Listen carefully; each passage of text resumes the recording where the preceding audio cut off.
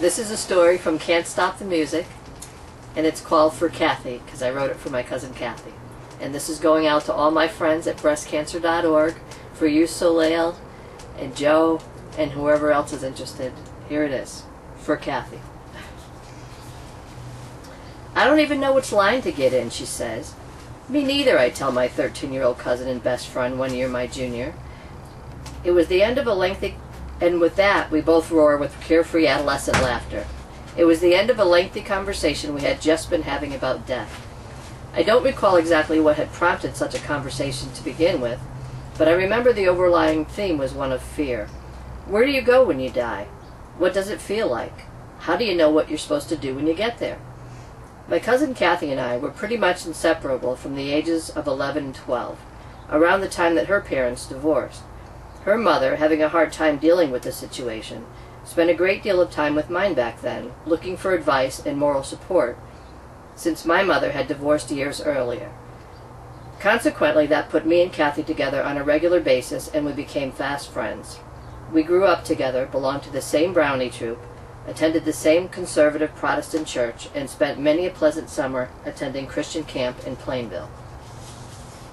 As any two close friends would, we shared laughter, secrets, and thoughts of what we were learning about life and love. In fact, I was actually the one that first enlightened her about the birds and the bees, having learned it on the street, so to speak, from one of the neighbors in the project where I grew up in Waterbury. Realizing that word of these things travels somewhat slower in the middle-class suburbs such as Wolcott, I felt it my duty to fill her in. I must admit I was somewhat aghast at the news myself, so approached the topic from an "I just heard, and can you believe?" type attitude. I did know it was reliable information I was passing on, though, having first confirmed it with none other than my own mother, whom I trusted implicitly. With this new information at our disposal, we quickly began conjuring up images of young married people we knew, couples with new babies, newlyweds, anyone we could think of who we now knew was doing this dirty deed.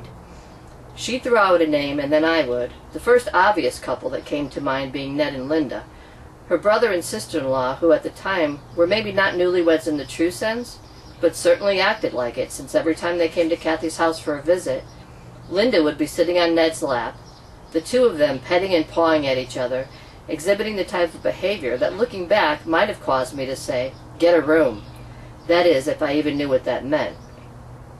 After batting around names for a while, there was a prolonged period of silence, each of us silently chomping over this newfound revelation, ruminating about what it meant, perhaps even to our very own futures. Neither of us said a word for a while. Possibly we were both trying to come up with new names to add to our rapidly growing decadent pool. Then suddenly, as if we had both at the same time reached an epiphany, we looked squarely at each other, let out an audible gasp, and blurted out simultaneously, "My mother and your mother." "Shanghai," called Coach Peters from the front of the long line of young campers. We had been hiking through the woods for several minutes now.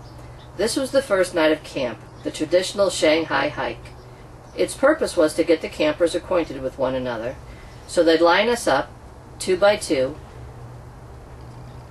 We traipsed through the woods a while, conversing with the person next to us, or not, waiting for the leader to yell, "Shanghai!" That was the signal for the person in the front of the right-hand line to move to the back, and then the whole line would move up one, thereby giving each camper a new partner with whom they could chat with while hiking and form a bit of a relationship with. They lined us up, boys in one line, girls in another. An oddity, I always thought, given that this was a very conservative Protestant Christian camp, which preached a strong message of abstinence, warning its adolescent charges that, if you engage in premarital sex, you will be giving a part of yourself away that you'll never get back. They reminded us on a regular basis that even a kiss could be considered intercourse from the neck up.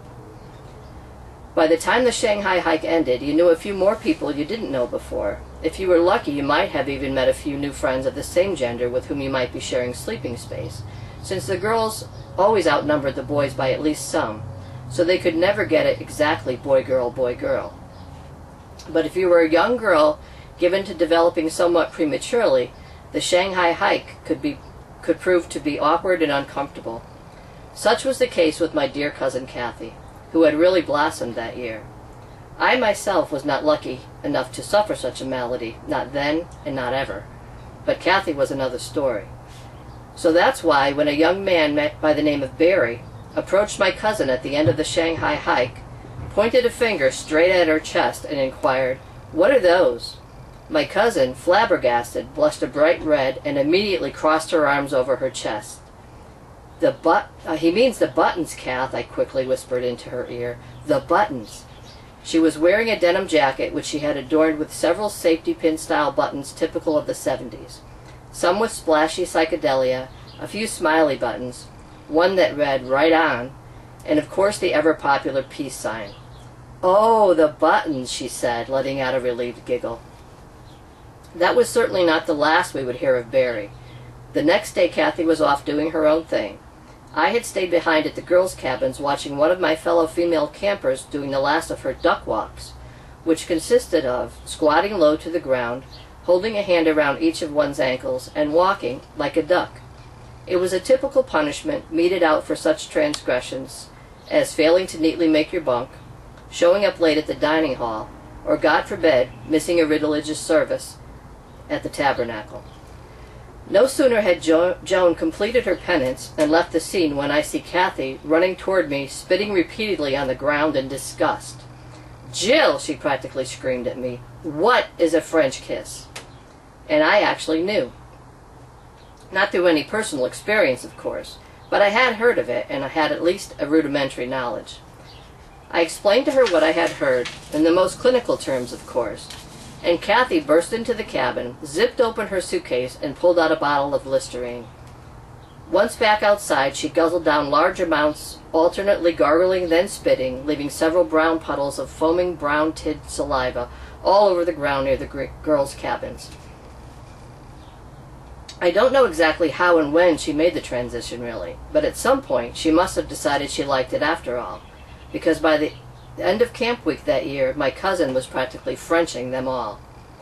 I still remember the look on poor Barry's face when just a couple days later he walked by the picnic table and caught my cousin making out with Joey. In a dramatic gesture that would rival that of any Shakespearean actor, Barry put his right hand over his 14-year-old heart and declared aloud, "You're hurting me inside, man." Spring 2007. My cousin had just been jilted by her latest lover. "Why don't you come hiking tonight with me and my single meetup friends?" I suggested.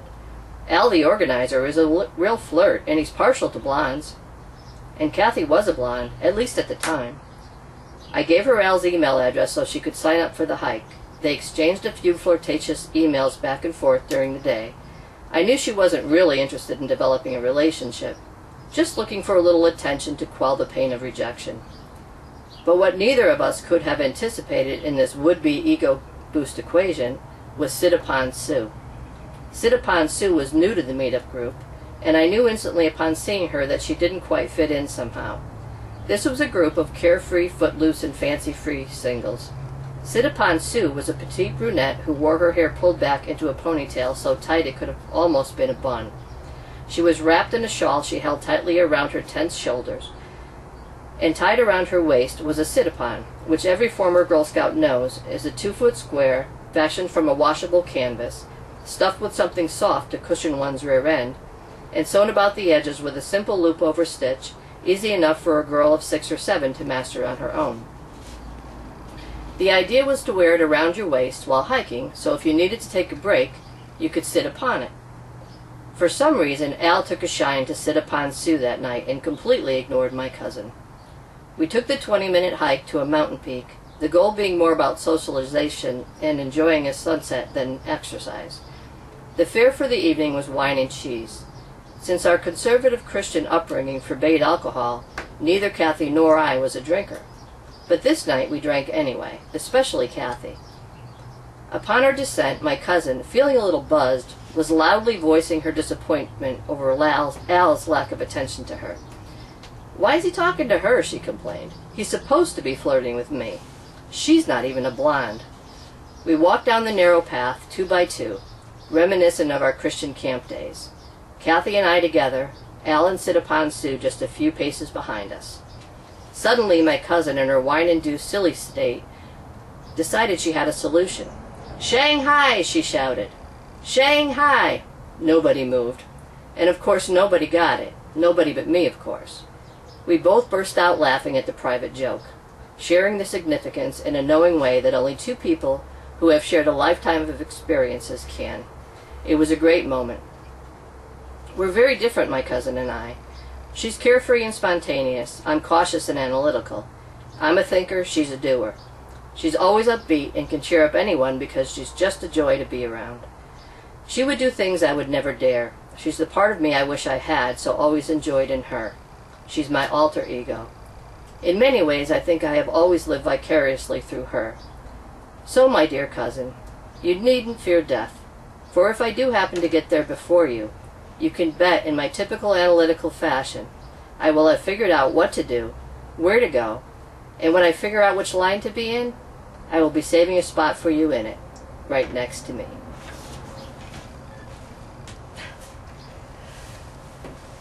Very good. Thank you. Because I'm not doing it again. So.